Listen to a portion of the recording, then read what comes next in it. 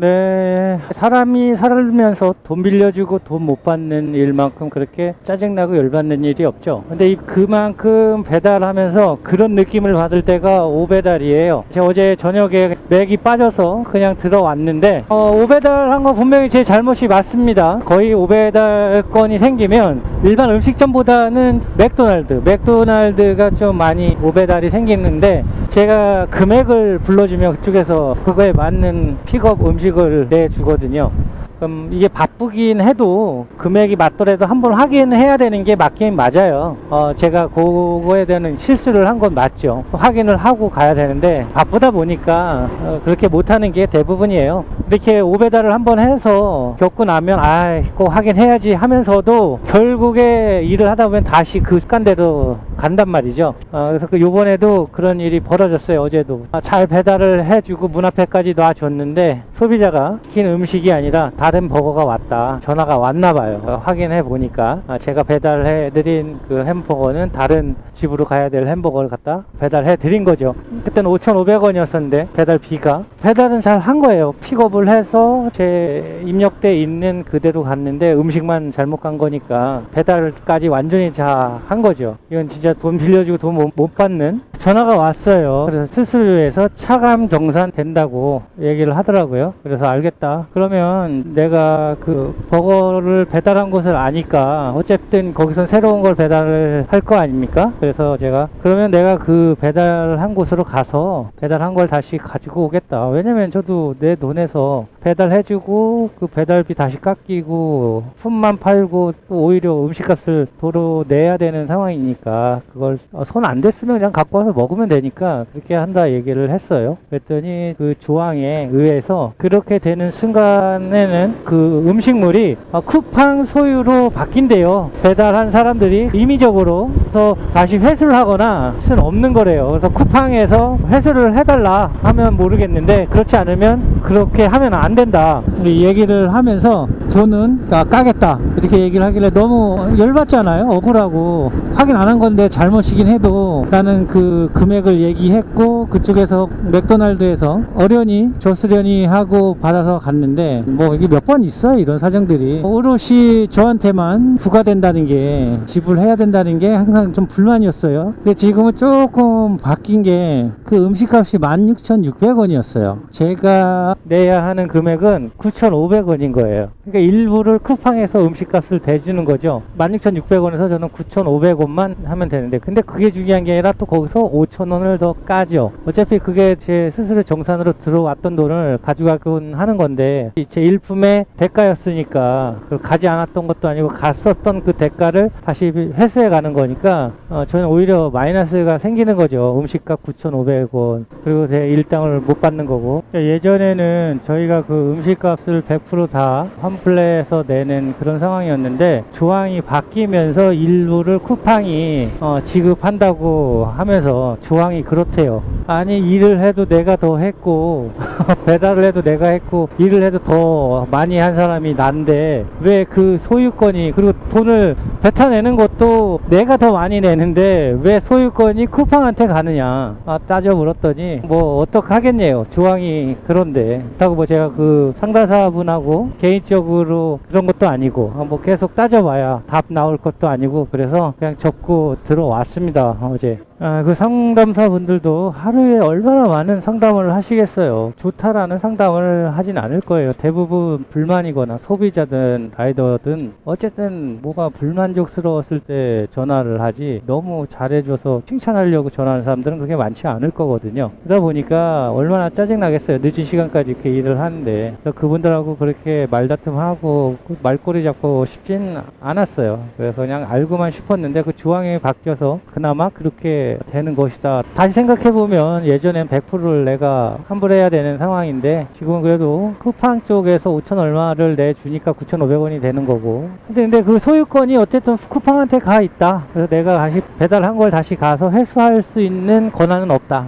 이걸 알게 됐고 또 쿠팡에서 해준다 라는 걸 어제 알았는데, 시급 17,000원 18,000원을 해도 그렇게 9,500원이 리스 나면 그날 맥이 빠져요. 하루 종일 이제 일을 해서 하면서 일한 금액에 비하면 뭐 그렇게 많은 금액은 아니겠지만 어쨌든 제가 그 곳까지 가면서 배달을 완료했기 때문에 가면서 파손되거나 했으면 덜 억울한데 그런 상황이 왔을 땐 좀 억울한 면이 있어요. 돈 꺼주고 못 받는 그런 기분이에요. 맥이 빠지고 9,500원 더 채우려고 하다 보면 더 몸만 피로해지고 뻐근해지고 스트레스 늘어나고 할 테니까 그래서 그냥 들어와 버렸습니다. 어제 우리가 보험을 들든 뭘 하든 약관이라는 게 있어요. 근데 보험을 들 때 특히 그렇지만 이 약관을 잘 안 읽어봅니다. 그냥 설계사 하시는 분이 설명해 주시면 그대로 예 알겠습니다 이해하고 그래 놓고 나중에 보상받을 때 이게 왜 안 나오지 하면서 그때 약관을 봐요. 그 약관은 이미 우리에게 불리한 약관인 상황이 더 많아요. 크게도 안 써놓죠. 불리한 약 상황들은. 그래서 밑에 조그맣게 써놓던가 뭐 해서 결국에 그 하나 때문에 받아야 될 수 있는 보험금이 적게 받아지거나 하는 그런 상황이 오는데 이 약관 조항 이런 것들이 법으로 이야기하는 이런 부분들이 뭐 솔직히 읽어도 잘 모르겠고 그렇다고 또 안 읽으면 또 나중에 뭐 되고 하니까 이게 아리까리해요. 지금 이 배달 업무를 하면서도 정확하게 이 배달에 우리가 할 수 있는 조항, 하면 안 되는 조항, 이런 조항들이 분명히 다 정해져 있어요. 우리는 알지 못하고 그냥 배달만 하는 거죠. 그리고 입 아프고 힘드니까 그냥 더 이상 끌고 가지 않고 하는 건데 아마 내가 그 음식값이 요즘에 치킨 2마리만 해도 5, 6만 원 하고 하다 보니까 그런 거 만약에 먹게 되면 하루 그냥 벌어서 한 방에 써버리는 느낌이니까 맥이 빠지는 게 아니라 아예 그냥 허탈하죠. 어쨌든 그래서 16,600원으로 어제 일을 접었다. 그냥 뭐 말씀드리려고 싶었어요. 그리고 조항이 좀 바뀌었다. 픽업을 해서 배달했을 때 오배달 났을 때는 쿠팡에서 또 일부 지원을 해준다. 그러나 소유권은 쿠팡에게 있다. 그러면 맥도날드에서의 실수도 일부 있지 않느냐. 그건 이제 맥도날드하고 쿠팡하고 뭐 얘기를 어떻게 했는지 모르겠지만 어쨌든 라이더분들이 챙겨 보셨어야 하는 부분으로 생각이 된다고 하니까 그렇게 생각을 하고 9,500원을 떡 싸먹었죠. 네, 그리고 배달해서 받은 5,500원은 다시 뺏기고 그런 상황이 됐어요. 다시 생각하니까 덜 받네.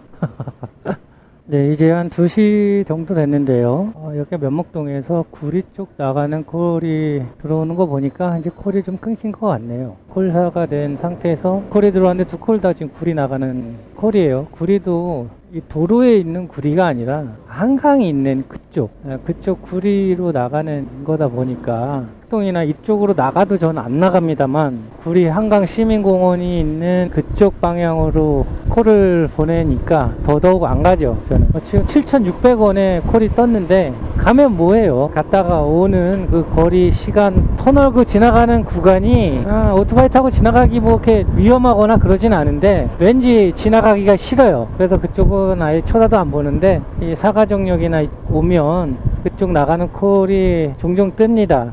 저는 한 번도 안 나가봤고 이제 한 2시 되니까 또 예전과 변함없이 콜 죽는 시간이 생겼네요. 뭐 제가 나이를 한 살 먹으면서 더 체력이라는 게 40살이 넘어가면 이 피로 회복력이 서서히 줄다가 이제 45이 넘어가면 이 회복력이 거의 없대요. 그러니까 이제 점점 내가 썼던 근육들이 약해지면서 늙어가는 거죠. 회복력이라는 것은 없고. 그러다 보니까 이 술을 마셔도 예전에는 간의 회복력이 좀 빠르고 하다 보니까 많이 마셔도 그 다음날 힘들지 않고 했는데 요즘엔 그렇지 않죠. 일 끝나고 조금 술 먹고 자면 그 다음날 많이 힘들고 회복되는 시간도 오래 걸려요. 그렇다고 술을 예전보다 많이 마신 것도 아니고 적게 마셨음에도 불구하고 그런 상황이 오는 거 보면 야 45 넘어가면 훅 간다 이렇게 얘기하셨던 부분이 무슨 말씀이신지 알 것 같아요.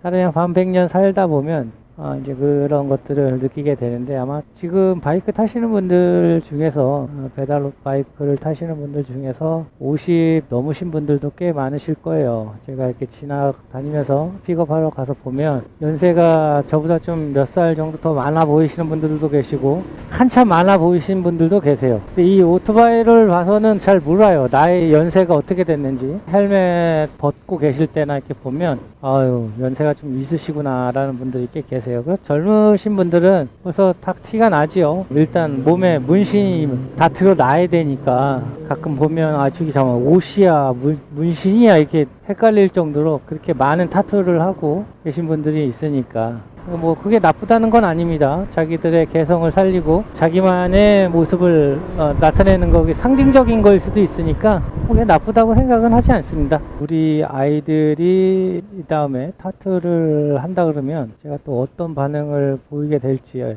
잘 모르겠네요.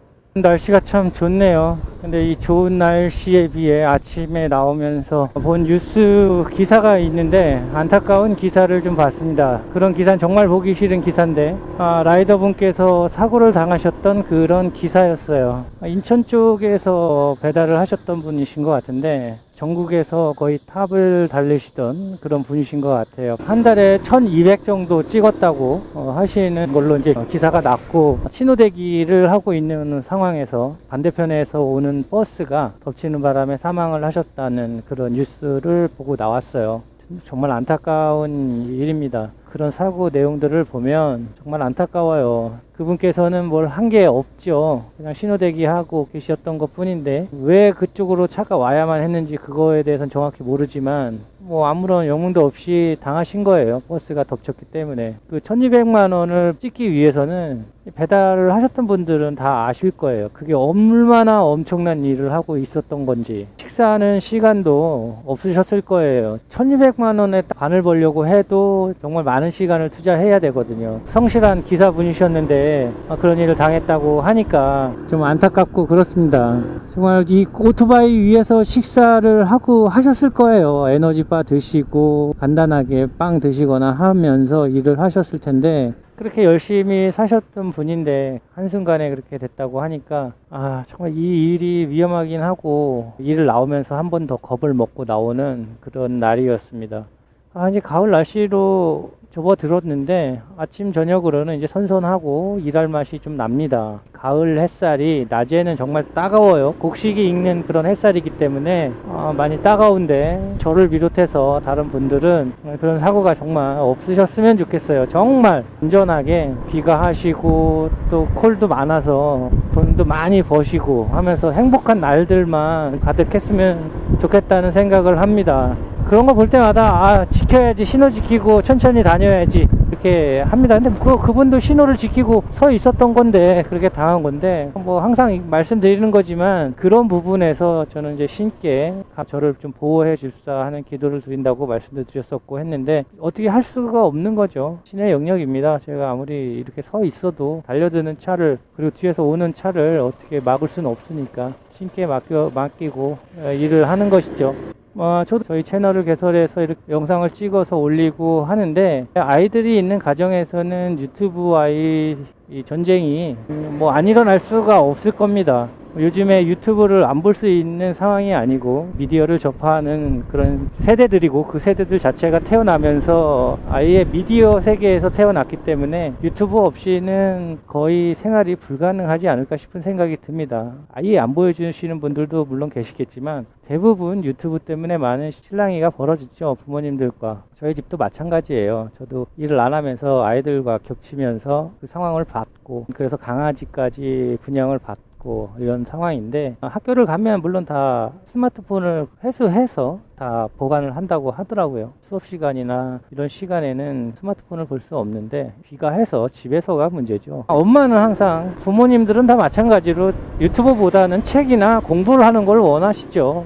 그 유튜브를 봐도 오락 채널이 아닌 자기 본인에게 좀 도움이 되는 공부가 되는 그런 걸 보길 원하는데 뭐 특별할 리 없이 그냥 떠들어대고 하는 이야기들은 아이들은 더 재미가 없겠죠. 그러다 보니까 아이들은 지금 팝콘처럼 팍 터지는 그런 거 아니면 영상을 보고 싶어 하지 않으니까 이제 그런 영상을 위주로 해서 보게 되는데 이 스마트폰을 언제쯤 사줘야 되는지 이런 것들이 좀 애매해요.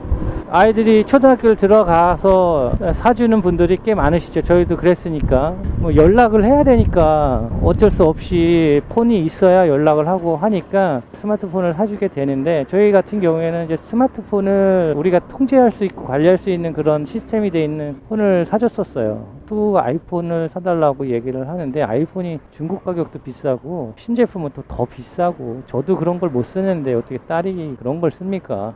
근데 다른 아이들이 다 갖고 있다고 하는데 살펴보니까 뭐 다른 아이들이 갖고 있는 게 다 갖고 있는 게 아니라 몇몇 아이들이 아이폰을 이제 부모님들이 썼던 걸 물려받아서 쓰고 있는 것이지 다들 아이폰을 쓰고 있는 건 아니에요. 아직까지도 그냥 삼성 갤럭시를 쓰고 있는데 그거면 충분합니다. 아이들 연락하고 카톡하고 그리고 저는 핸드폰이 없어도 집에 와서 PC에 다 카톡 깔아놓고 공유할 수 있어요. 카톡으로 연결해서 보낼 수 있고 연락 받을 수 있고 다 할 수 있어요. 그러다 보면 서로 자기들이 할 말도 못하고 한다고 하면 PC로 카톡하는 건 별로 좋아하지 않아요. 근데 저는 개인적으로 아이들과 이 스마트폰을 통제하고 허락하는 데 있어서 뭐 안 사주면 최고 더 좋겠지만 이미 스마트폰을 사줬고 허락을 한 거잖아요. 스마트폰 사용 시간을 저희가 통제를 하고 하는 건데 아이들과 좀 약속을 해야 될 것 같아요. 패턴을 공유한다거나 제가 일주일에 한 번씩이라도 그 핸드폰을 이제 점검하는 거죠. 그래서 유해한 그런 사이트를 들어가거나 앱들이 있으면 삭제하고 그런 거 하지 말라고 타이르고 하는 그런 점검적인 것을 거부하지 않고 우리도 너무 건드리지 않는 범위 내에서 점검할 수 있는 이런 사전에 뭐 약속 이런 걸 해서 필요하다면 그렇게 해야 될 것 같아요. 유튜브 자체가 나쁘다는 게 아니라 전체적으로 유튜버가 나쁜 방송만 하는 건 아니잖아요. 요즘에는 어떤 설명서 보는 것보다 유튜브에서 찾아서 보는 게 어떤 걸 조작하고 하는 데 있어서는 더 빠릅니다. 서치해가지고 그 사람이 영상 만든 거 보는 게 더 빠르긴 해요.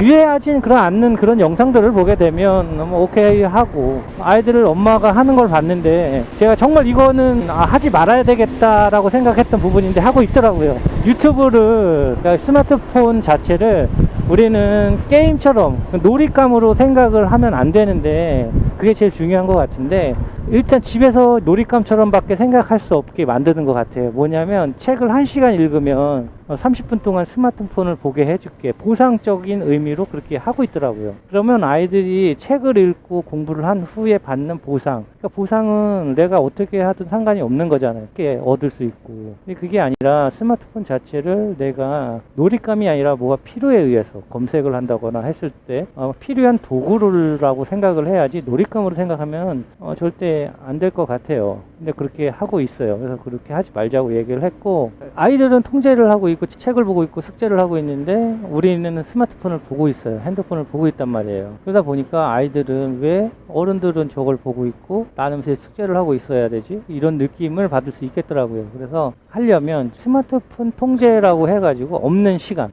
너도 나도 우리 온 가족은 다 핸드폰이 바구니에 들어가 있는 그런 시간이 필요하겠더라고요. 아이들이 숙제하는 시간 저녁 5시부터 한 8시까지는 다 그냥 핸드폰을 넣어놓고 스마트폰에서 멀어지는 거죠.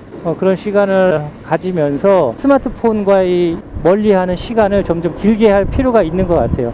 스마트폰에 대한 연구 결과는 너무나 많습니다. 찾아보면 좋다는 연구 결과보다는 거의 다 부정적인 연구 결과들이 많아요. 다 전두엽 얘기고요. 그래서 아이들이 생각하는 영역이 짧아지고 그러다 보니까 통제력을 잃게 되고 하는 그런 다 전두엽 손상에 대한 이야기들이 많은데 감정 조절이라든가 내가 하지 말아야 될 이런 행동들을 통제하는 게 전두엽에서 이루어지기 때문에 그것이 손상되면 될수록 아이들의 정서 발달이라든가 통제력 이런 게 없어서 짜증내고 발 구르고 이렇게 되는 거니까 절대 스마트폰을 안 줄 수는 없는데 주어야 된다 그러면 최고 좋은 시기라는 건 없는 것 같아요. 그러니까 결국 좀 더 늦게 줄 수 있는 상황이 온다 그러면 최대한 늦게 지어주는 게 최고의 답인 것 같아요. 근데 오늘은 정말 콜이 많이 없네요. 점심 피크 시간인데 콜이 없어요. 이제 날씨도 좋아졌고 일하기 좋은 날씨도 됐고 그리고 아이들이 일단 방학에서 이제 개학을 했기 때문에 확실히 낮 시간에 콜이 좀 죽었네요. 일하기 좋은 시기에는 공부하기도 좋은 시기라서 그런지 학교도 개학하고 그렇습니다. 저녁 때는 뭐 그냥 평소와 비슷하게 그렇게 괜찮은데 낮 시간에는 좀 줄었네요.